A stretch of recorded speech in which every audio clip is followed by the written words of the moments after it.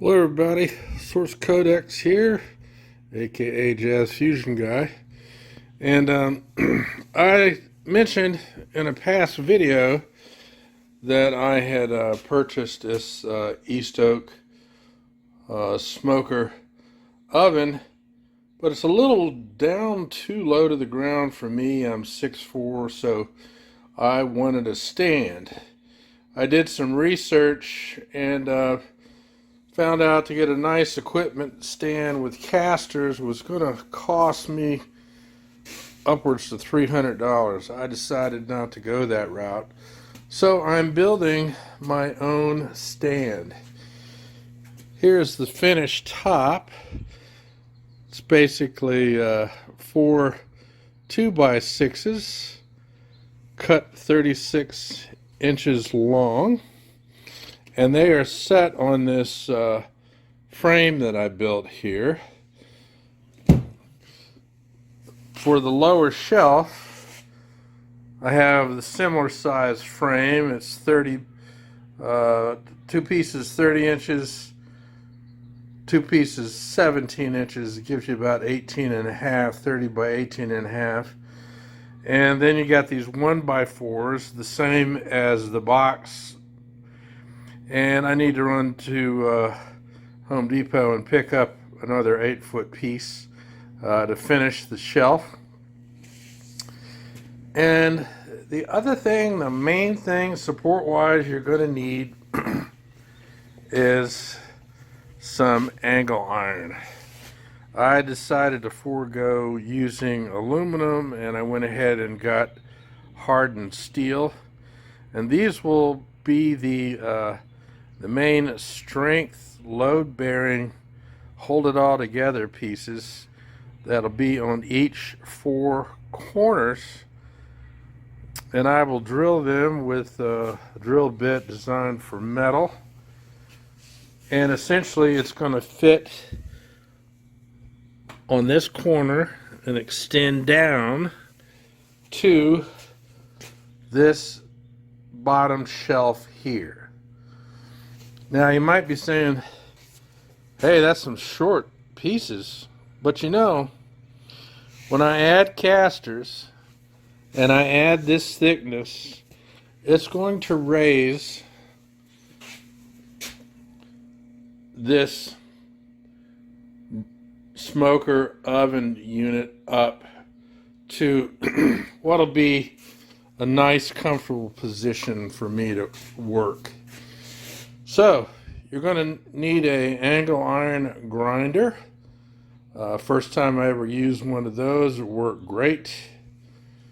You're going to need a drill. You're going to need a saw. You're going to need 4 casters, 2 of them locking.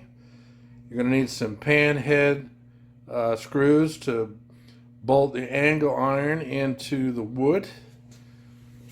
And you're going to need some deck screws, 3 1/2s and 3s, and some black paint to put on your angle iron.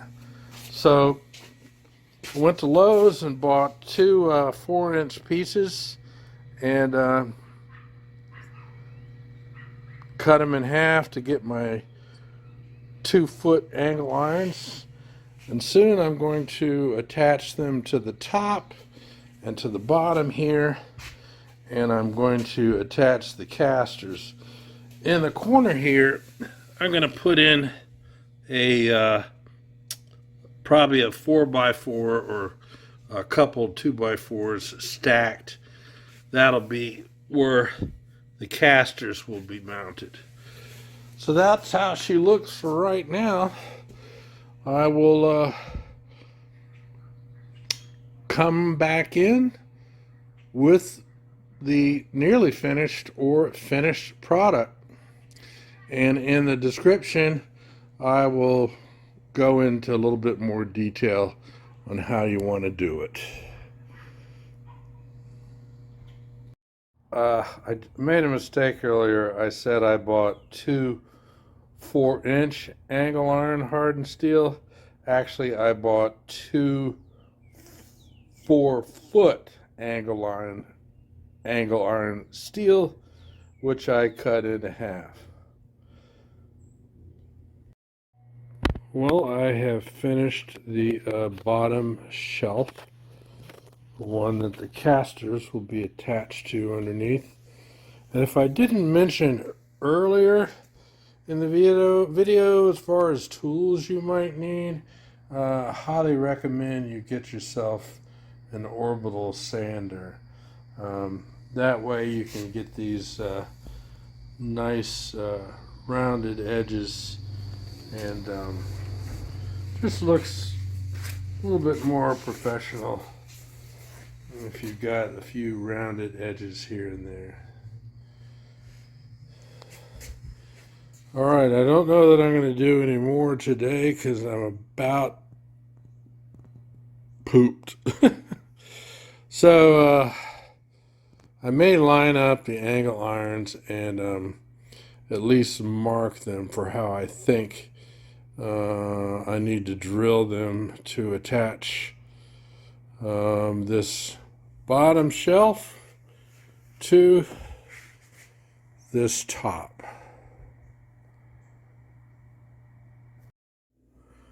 Well, I went ahead and put my angle iron, lined it up on the top and the bottom shelf, and I marked the angle iron with a silver Sharpie where I needed to drill it.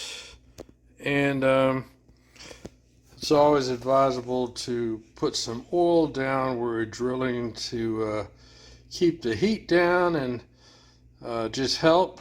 And it helps to have a really good drill bit. This is a Cobalt 3/16 for hard metal. And I went ahead and also drilled on the other side, and it was supposed to be for these pan head screws, and it fits. That'll work just fine. Just a good old cordless drill and a proper drill bit. And the one thing I want to say, when you're drilling metal, the last thing you want to do is crank it up high speed. The best thing to do is to go nice and slow speed. And when you're drilling, you will see these type of fragments coming up, and you know you're in good shape. If you just have a silver divot, you've been drilling too fast. All right, I got 1, 2, 3, 4 holes left on this one, and then I've got all those over there to do, which is 8. I got 24 holes to do. So, but I don't think I'm going to do that tonight. I am just about wore out. I said that earlier, but now I'm really wore out. But I wanted to see if I could drill these, and I definitely was able. Very good. Well, as I indicated, I went ahead and installed some 4x4 sections on the bottom shelf so the casters could go on. The next phase is to put the boards across the bottom shelf. And good morning, I'm back at it. Well, I decided to reinforce the top with 4x4s just like I did on the bottom. And I went ahead and drilled the angle iron, and to match the holes with where I'm going to place it, this is basically says back of the table right side, and this is marked back right. It's one way to keep track of things. Then I went ahead and placed it like that, traced out my holes of where they're going to be, and this way they'll be more bite, more support going in rather than these pan screws just being in the air and just holding on to these 1x4s. One thing I wanted to mention, having a degree in forestry and wood science, I know that these screws going in like this across the grain or the growth pattern is going to be stronger. So I've done this for this other side. I'm going to do it for the other two corners. Now for where the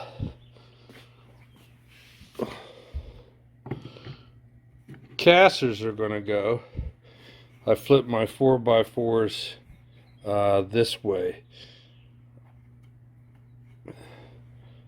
The thing is, you don't realize when you're say putting screws in down, this is going to be a weaker hold into the metal, into the wood. Your screws can wiggle around in here after a while. But if you go this way, your screws are going to hold a lot better. Just an old forestry wood science tip. I'm not a carpenter, but I sure am trying. Like you may have noticed earlier, I marked all my angle irons on the corners where they're going to fit up against the top. The arrows say up, and then the other indicator is back side of the table left, back side of the table right, and then you just repeat it on the other angle iron. Arrow is up, front side of the table left, front side of the table right. And once you've marked your angle iron like this, you go right in and mark on the wood where you're going to be attaching the top, and you mark in a black magic marker so that you'll be able to match these. It's really no think.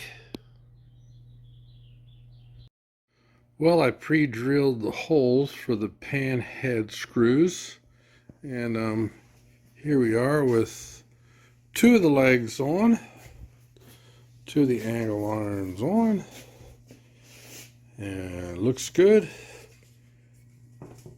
nice and sturdy. Let's get on with it. Okay, I've got all four angle irons securely attached to the top. The next is putting the bottom on. And I made notations so I'll be able to keep up with the same labeling system that I have on this guy here. Okay, we are almost done.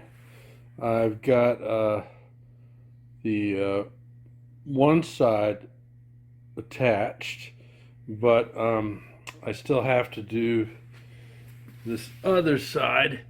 And one thing you'll notice, or at least I came across, is things are not always perfectly square when you get done.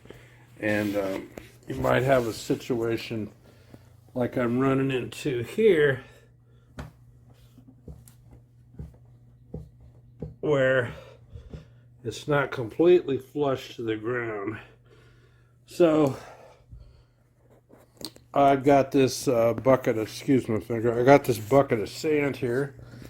Hold this end down, and I'll be screwing and bolting it in, and then I'll add the weight to the other corner, and then after that the casters go on. But so far, let's imagine it's finished. And if you didn't want casters, your table would look about like this, and you could put a smoker like that on top and it'd be much more easier to get to. The situation is I want it to be a rolling cart so that I can store it in this part of my garage and then roll it over to there to do my smoking. So the smoke will go out the garage door. All right, we'll be back soon with the completion, I hope. Well, there it is. All we need are the casters, and I'm going to declare this to be the front. I don't know why, but that's my choice overall. Now it's time for the casters. Well, it is finished, so to speak. The casters are on. Now let's flip her over and see what the finished product looks like. And there she is.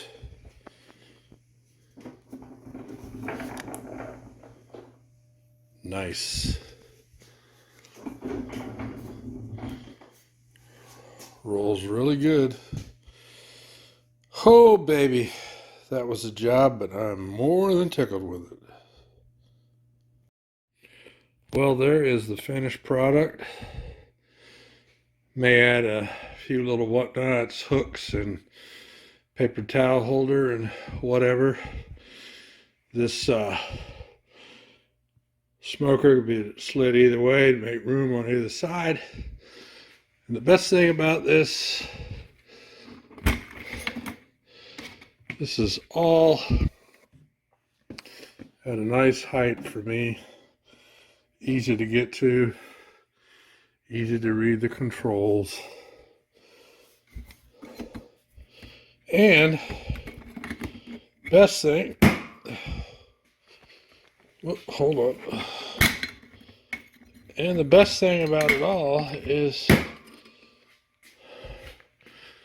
I've got about 150 bucks of materials in this, and it's done. So when I am not smoking, it'll be stored over here. Excuse all this mess over here. I got to clean that up. And when I want to smoke, I just roll it right over here by the door. I can open up this door, open up that door, and get the smoking fumes going out. And there it is. And like I said, I will add some more details exactly how I built this. And there's all my wood chips. Happy smoking, happy building.